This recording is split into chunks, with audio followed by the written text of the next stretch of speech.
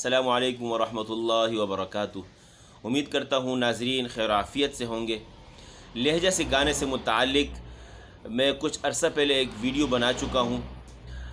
उसी से मुताल्लिक़ हमारा एक दोस्त है, उसने मुझसे पूछा कि हम अगर बच्चों को लहजा सुनवाएं तो उस लहजे में आया हम मुख्तलिफ़ शयूख़ का कोई लहजा सुनवा सकते हैं।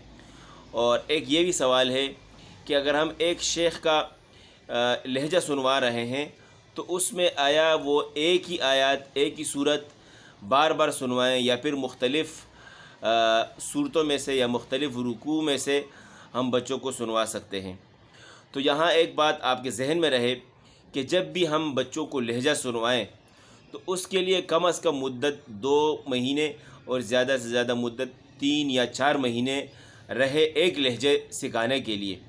और उसमें यह तरतीब हो, ये ना हो कि हमने आज एक शेख का लहजा सुनवाया, 5 दिन बाद किसी और शेख का लहजा सुनवाया। अगरचे एक ही लहजा हो, यानी कि अगर हम बयात सुनवा रहे हैं बच्चों को तो फिर किसी दूसरे शेख का बयात सुनवाएं 5 दिन बाद, फिर एक हफ़्ते बाद किसी दूसरे शेख का मकाम बयात सुनवाएं, तो इससे बच्चे बिल्कुल लहजा नहीं ले सकेंगे, मुश्किलात आपके सामने पेश आएंगी।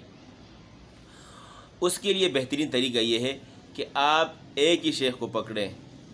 मिसाल के तौर पर आपने शेख अयूब रहमहुल्लाह का कोई भी लहजा आपने बच्चों को सिखाना है, हिजाज सिखाना है, बयात सिखाना है, निहावंद सिखाना है, तो आप उसी एक शेख के लहजे को पकड़ें।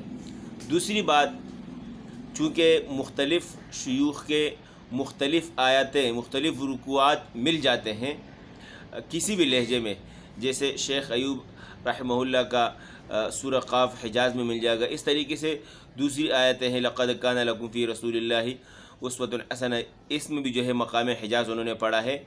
तो ये ना हो कि आप एक दिन जो है सूरह क़ाफ़ सुनवाएं मकाम हिजाज़ के लहजे में, दूसरे दिन फिर लक़द कान लकुम फ़ी रसूलिल्लाहि उस्वतुन हसनतुन ये सुनवाएं, फिर तीसरे दिन या तीसरे हफ़्ते आप कोई और रुकू सुनवाएं।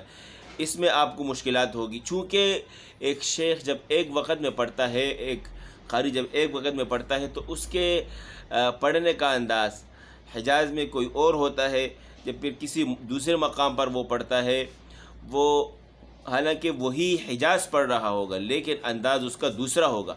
तो ज़रूरी है कि आप एक ही शेख का लहजा उठाएं और एक ही रुकू 2 से 3 महीने चलाएं, फिर इंशाअल्लाह आप देखेंगे कि आपके बच्चे उस लहजे को बहुत जल्द लेंगे। तो इंशाअल्लाह आप इस तरीक़े को अपनाएं, ज़रूर इंशाअल्लाह आपको फ़ायदा होगा। इसी के साथ मैं इजाज़त चाहता हूँ, अपना ख्याल रखिएगा। अल्लाह हाफ़िज़।